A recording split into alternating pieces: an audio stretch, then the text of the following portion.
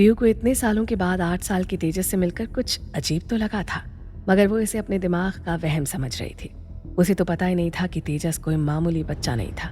जब से वो इस घर में आया था तब से कुछ तो अजीब उसके साथ भी हुआ था, या शायद हो रहा था, जिसका एहसास विजन के जरिए कई बार प्राची महसूस कर चुकी थी। पीयू के आ जाने से प्राची का अकेलापन लगभग खत्म हो गया था। तेजस जब भी स्कूल से आता हर वक्त अपनी माँ को पीयू के इर्द गिर्द ही पाता था। ऐसा नहीं था कि प्राची का ध्यान तेजस की तरफ नहीं था, मगर पीयू कई सालों के बाद प्राची के पास आई थी, इसलिए प्राची भी उसके साथ वक्त बिताना चाहती थी। एक अच्छा खासा वक्त बीत चुका था एक दूसरे से दूर रहते हुए उन दोनों बहनों को। ऐसे में इतने सालों के बाद जब दोनों बहनें मिलेंगी तो साथ में वक्त बिताना तो बनता ही था। हर वक्त अपनी माँ के आसपास पीयू को देखकर तेजस उखड़ा रहता। पीयू तेजस के करीब जितना आने की कोशिश करती थी वो उससे उतना ही दूर भागता। पीयू समझ नहीं पा रही थी कि आखिर तेजस के ऐसे व्यवहार का मतलब क्या है। मगर उस दिन जब पीयू प्राची के पास पहली बार आई थी, उस रात पीयू के साथ एक अजीब सी घटना घटी थी जिसने उसके रोंगटे खड़े कर दिए। बगीचे में पीयू के हाथ जब तेजस के हाथों से टकराए थे तो उसे एक तेज झटका महसूस हुआ था। एक अजीब सा काला निशान उसके हाथों में पड़ गया था। हालांकि उस निशान को देखकर पीयू चौंकी तो जरूर थी, मगर वो सिर्फ इसे एक कोइंसिडेंस ही समझ रही थी। ऐसा लग रहा था जैसे निशान उसके हाथों में बहुत पहले से आए होंगे, शायद किसी गर्म चीज के जलने की वजह से, या फिर चोट के निशान होंगे। उस निशान पर पीयू को उस वक्त थोड़ी जलन महसूस हुई थी, मगर फिर सब शांत हो गया था और धीरे धीरे वो निशान भी गायब हो गए थे। इस हादसे ने पीयू को बेहद हैरान कर दिया था और कहीं ना कहीं उसके मन में एक अनजान डर ने डेरा जमा लिया था। उस रात पीयू अपने कमरे में गहरी नींद सो रही थी, तभी अचानक उसके हाथों में दर्द होने लगा। पीयू ने बिना लाइट जलाए ही टेबल पर पड़ी मेडिसिन का इस्तेमाल किया। उसने दवाई खाई और दवा लगाई भी, मगर उसका दर्द बढ़ता ही जा रहा था। दर्द ने उसे इस कदर बेचैन कर दिया कि उसकी आंखों की नींद ही उड़ गई और वो उठकर बैठ गई। पीयू के कमरे में रोशनी के नाम पर धीमी लाइट चल रही थी, बस हाथ को हाथ सूझने के लायक। अचानक से पीयू के कानों में एक अजीब सी डरावनी आवाज ने दस्तक दी।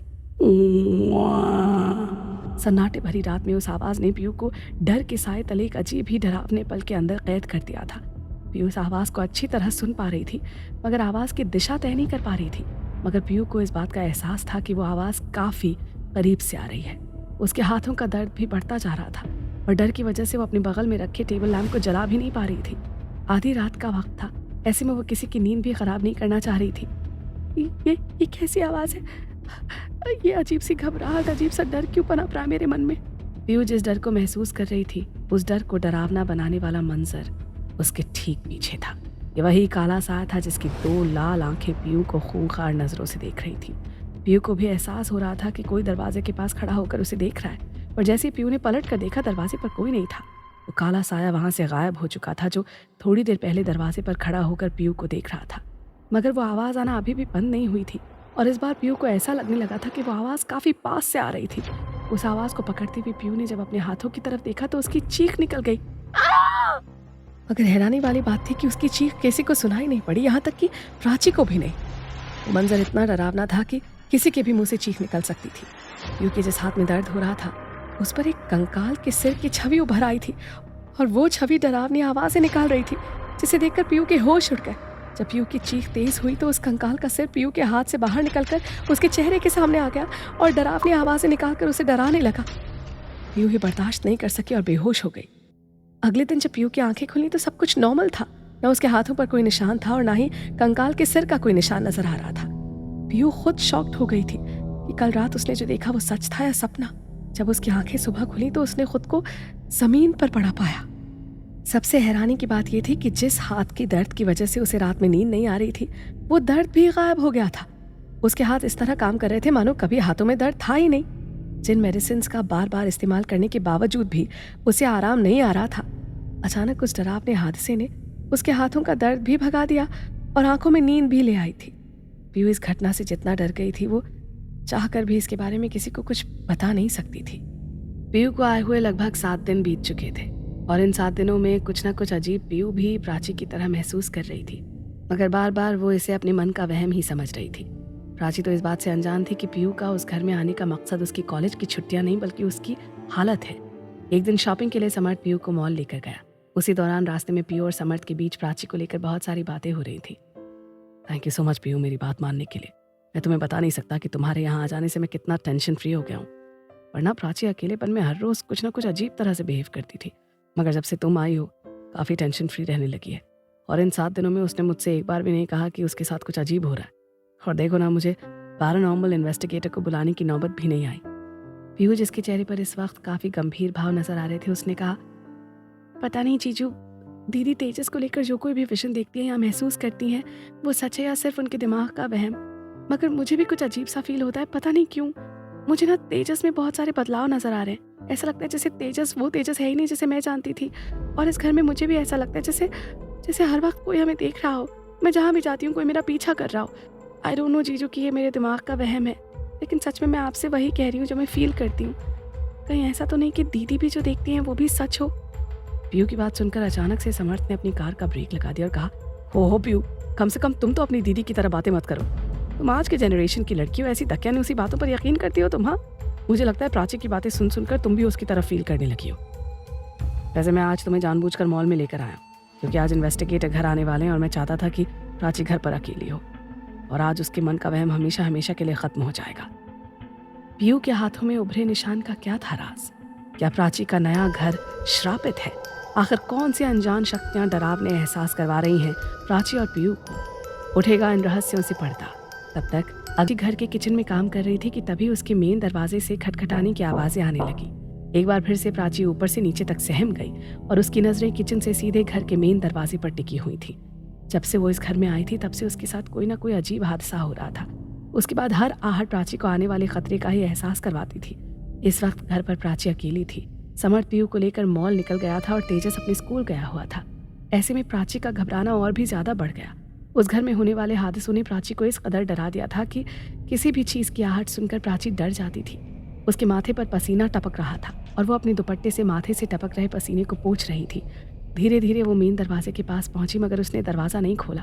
प्राची ने सहमी सी आवाज में पूछा, कौन है? जैसे ही प्राची ने सवाल किया वैसे ही दरवाजे की दूसरी तरफ से आवाज आई, मैं हूँ मिसेस राजवंशी। आवाज को सुनकर प्राची के चेहरे पर एक सुकून नजर आया। ऐसा लग रहा था कि वो उस आवाज को अच्छी तरह जानती थी। मुस्कुराती हुई उसने झट से दरवाजा खोला तो देखा सामने पैरानॉर्मल इन्वेस्टिगेटर विवान खन्ना खड़े थे। विवान और प्राची दोनों एक दूसरे को देखकर मुस्कुराए और हाथ जोड़कर एक दूसरे को नमस्ते किया। मिसेस राजवंशी, अब आपकी तबीयत कैसी है? मैंने सुना कि आपने फिर से कुछ आप स्ट्रेंज देख लिया था। प्राची के चेहरे का रंग उड़ गया था विवान खन्ना की बातें सुनकर और वही मंजर उसकी आंखों के सामने दोबारा आ गया था जब उसने एक ही पल में दो तेजस अपनी आंखों के सामने देखे थे। प्राची ने परेशान शब्दों में कहा, आपने बिल्कुल सही सुना है मिस्टर खन्ना। इतना कहकर प्राची ने उस घटना का दोबारा से वर्णन किया और विवान खन्ना को सारी बातें बताई, जिन्हें सुनकर विवान खन्ना भी चौंक पड़ा। प्राची की सारी बातें सुनने के बाद विवान खन्ना ने कहा, आप घबराइए मत मिसेस राजवंशी, आपके साथ हो रही अनजान घटनाओं का अंत बहुत जल्द हो जाएगा। आपके डर डर के जीने के दिन खत्म होने वाले हैं। वो अनजानी शक्ति जो कुछ भी है आज मैं उसका पता लगा कर रहूंगा। प्राची सुकून भरे शब्दों में बोली, थैंक यू मिस्टर खन्ना, वाकई आपने इतना कहकर ही मेरे अंदर का डर बहुत हद तक खत्म कर दिया है। मैं भी ऐसे डरे डरे सहमे सहमे रहते रहते थक गई हूँ। विवान खन्ना मुस्कुराते हुए बोले, तो फिर चलिए आपकी थकान को दूर भगाता हूँ। प्राची हल्की सी स्माइल के साथ चौंकते हुए बोली, जी मैं कुछ समझी नहीं।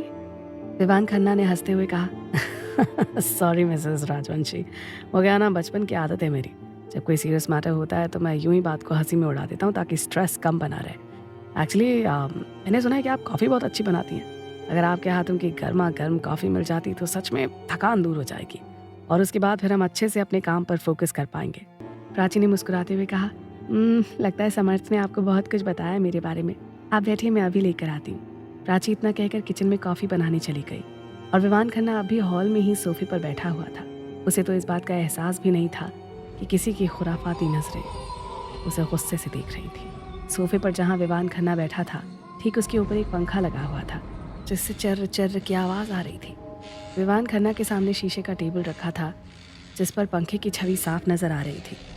जब विवान की नज़र उस टेबल पर पड़ी तो उसे एहसास हुआ कि ऊपर जिस पंखे से चर्र चर्र की आवाज़ आ रही है उस पर कोई लटक रहा है। किसी काले साए के समान कोई इंसान।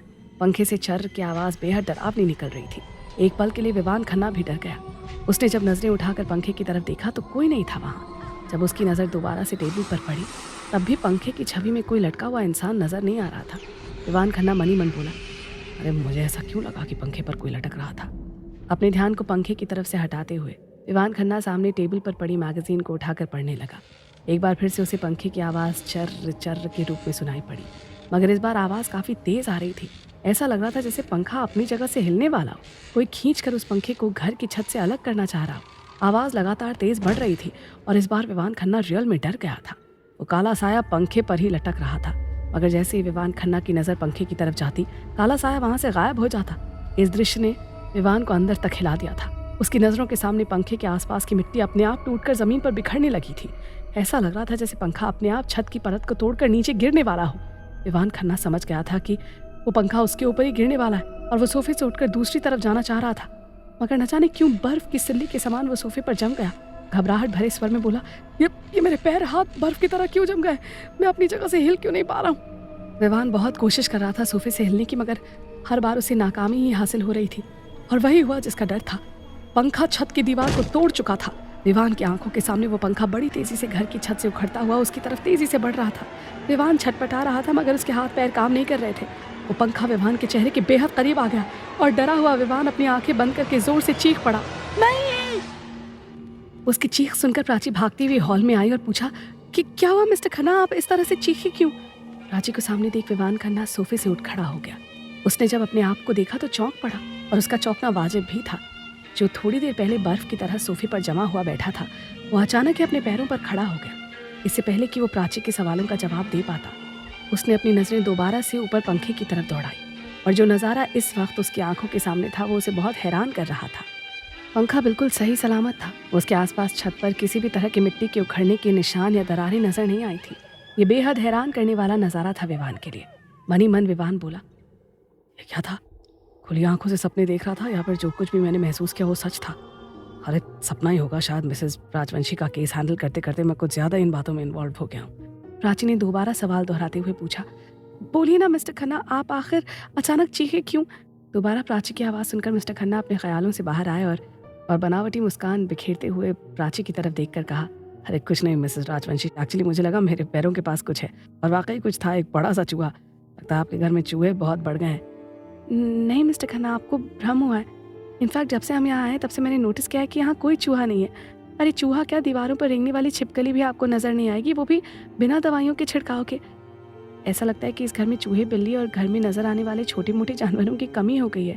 प्राची की बातें सुनकर विवान खन्ना मन ही मन बोला, अगर ये मेरे मन का वहम है तो वहम ही रहे। लाइफ में पहली बार मुझे इतना डर लगा है, पर क्या करूँ, मुझे ना चाहते हुए भी वो सब कहना पड़ा जो मैं नहीं कहना चाहता था। मिस्टर खन्ना के शब्दों में जो एक अलग सा कसाव नजर आ रहा था, उससे स्पष्ट हो रहा था कि शायद उसके बारे में कुछ तो अजीब था जिससे प्राची अनजान थी। क्या हुआ मिस्टर खन्ना, आप किस सोच में डूब गए? प्राची ने पूछा। विवान खन्ना मुस्कुराते हुए बोला, अब कुछ नहीं, शायद आप सही कह रही हैं मिसेस राजवंशी, शायद ये मेरा भ्रम होगा। प्राची ने ये बात बेहद नॉर्मल तरीके से कही थी, मगर उसी पंखे पर लटक कर वो काला साया बेरहमी से एक बड़े से चूहे को खा रहा था, जिससे प्राची और विवान खन्ना दोनों ही अनजान थे।